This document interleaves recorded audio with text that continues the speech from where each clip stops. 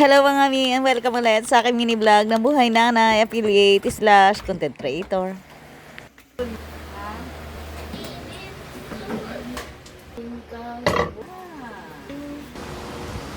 Oh, sige. When I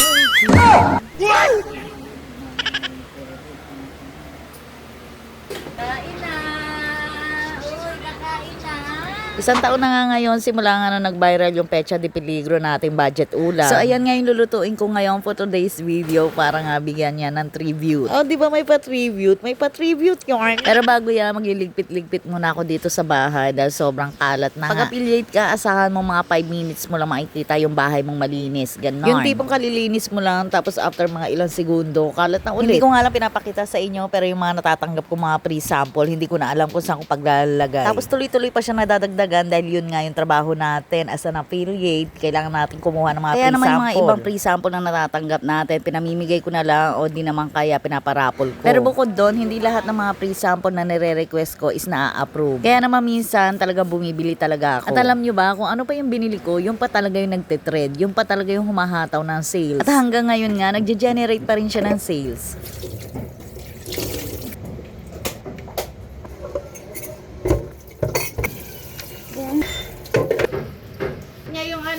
Nung nag-start ako mag-affiliate, bumibili talaga ako ng mga ipopromote ko. Siyempre, pag baguhan ka pa lang, wala pa naman magpapadala sa'yo ng mga pre-sample. So, kaya naman kailangan mo talaga mamuhunan. Isa ako, hindi pa naman yung agad-agad nagbabiral. Pero kahit pa paano, may mga sales na din yon kahit pa konti-konti. So, hanggang sinamahan ko na nga ng pagbablog yung ginagawa kong mga affiliate videos. July 2024, nung nagsimula ako mag-affiliate. At January 2025 naman, nung nagsimula na akong gumawa ng mga mini vlogs.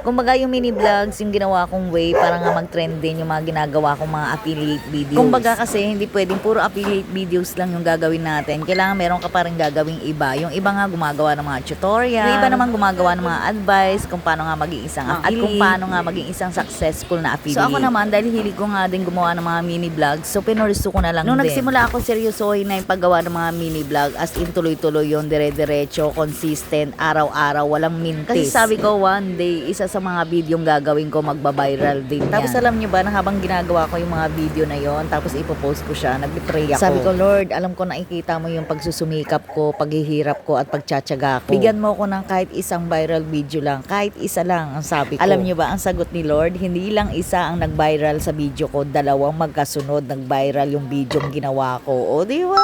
Galing-galing!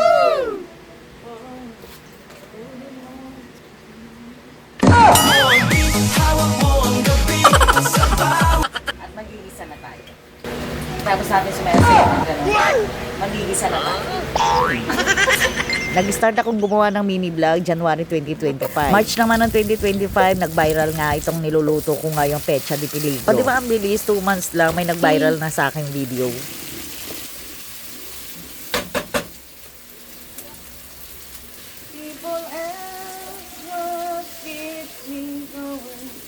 Yan na lang natin siya. After nun, sunod-sunod na yung mga blessing yung nangyari. May nagpadala na sa akin mga pre-sample. At hindi lang basta pre-sample. Yung mga pinapangarap kong mga brand nun, sinachat na nila ako, mini-message nila ako para mag-promote ng product nila. O, di ba ang galing? Ay, nako, anak nagagalaw. Oh, sige na, bili na. Tapos nga ngayon nakakatanggap na rin tayo ng mga paid collab. Tapos eto pa nga, meron na rin tayong tatanggap ng mag-promote din ng sugar. Pero syempre hindi tayo tatanggap ng ganyan, bad yun. Yan. Naka-play ako eh. When I held you, wishing words would come to tell me I have you to say my prayer. Syempre yung content natin, isang butihing ina, tapos magpo-promote tayo ng sugal, parang hindi naman kanais-nais. Kahit nga ang laki na ng ino-offer nila, kontento naman na ako sa kinikita ko ngayon. At pinangako ko din talaga sa sarili ko na kapag dumating nga yung point, na in case na may mag-offer sa atin mag-promote ng sugal, is hindi ko nga tatanggapin. Pero aminin ko sa inyo, hindi talaga madali yung paggawa nga ng ganitong mini vlog. Yung ikaw na yung nagbibideo, ikaw pa yung artista, ikaw pa yung mag-i-edit. Yung ganitong video nga, inaabot ako na maghapon magdamag sa kaka-edit. At pag ganito nga kahaba, hindi ko talaga kayang tapusin ng isang araw. Sa katunayan nga, habang ine-edit ko to, sumakit yung ulo ko at bigla ko nga hininto. Alam niyo yun, yung masakit na sa mata dahil matagal ka nakababad sa radiation ng cellphone. So ayun, ihihinto ko muna saglit, tapos after niya, pag medyo okay na ako, bakbak na ulit. Tapos nga pagdating pa ng gabi, hinto ulit dahil kailangan ko naman magluto ng panghapunan namin.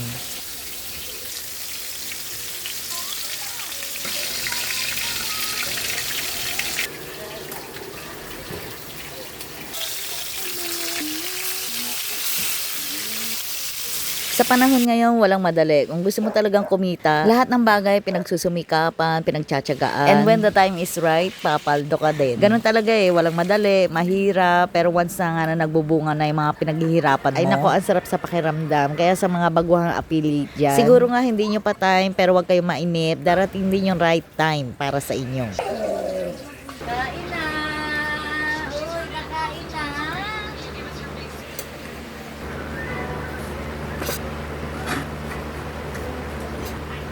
Uy, nagugutom na. Medyo nakaka-LL na tayo, kaya may pa-chicken na. Eme? Hindi garlic. Ano natin? Bakit? Bakit nagagalit? Daddy niyo wala pa.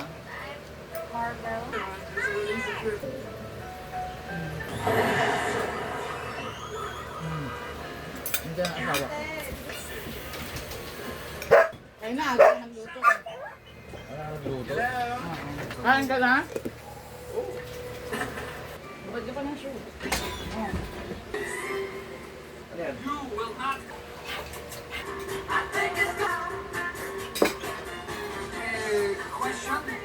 Perfect! So hanggang dyan na lang muna ulit for today's mini vlog. Magandang gabi at marami pong salamat.